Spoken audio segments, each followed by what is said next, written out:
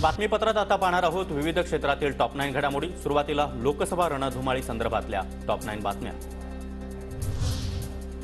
भाजपच्या केंद्रीय निवडणूक समितीची उद्या बैठकीमध्ये महाराष्ट्रातील भाजपचे उमेदवार ठरण्याची शक्यता। बैठकीनंतर कोणत्याही क्षणी उमेदवारांची घोषणा होण्याची शक्यता। मुख्यमंत्री एकनाथ शिंदे, उपमुख्यमंत्री देवेंद्र फडणवीस आणि उपमुख्यमंत्री अजित पवार उद्या दिल्लीला जाणार। महायुतीचा जागा वाटपाचा फॉर्म्युला ठरण्याची शक्यता। आम्ही किती जागा सांगितल्यात हे सांगणार नाही, पण महायुतीच्या जागा वाटपाबाबत उद्या दिल्लीमध्ये फायनल होईल, अजित पवार यांची माहिती। काँग्रेसकडून कोल्हापूरमधून शाहू महाराज छत्रपती, सोलापुरातून प्रणिती शिंदे तर पुण्यामधून रवींद्र धंगेकर यांना उमेदवारी मिळण्याची शक्यता। लवकरच उमेदवारांची घोषणा होणार। शिवाजीराव आढळराव पाटलांनी घेतली अजित पवार गटाच्या दिलीप मोहिते पाटलांची भेट। काही दिवसांपूर्वी आढळरावांच्या राष्ट्रवादी प्रवेशाला मोहिते पाटलांनी विरोध केला होता।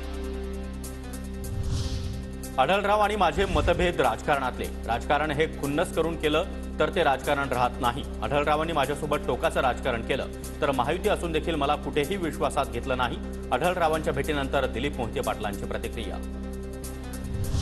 मावळ लोकसभेची जागा आम्हाला सोडावी, पिंपरी चिंचवड राष्ट्रवादीचे शहराध्यक्ष नाना काटे यांचा आग्रह।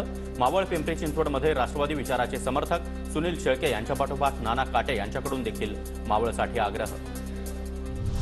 माढ्यातून महादेव जानकर यांना महाविकास आघाडीकडून उमेदवारी मिळण्याचे संकेत। राष्ट्रवादीतून जानकरांचा लढवण्याचं जवळपास निश्चित, सूत्रांची माहिती। तर भाजपमध्ये रणजित सिंह नाईक निंबाळकर, धैर्यशील मोहिते पाटील यांच्यामध्ये रस्सीखेच।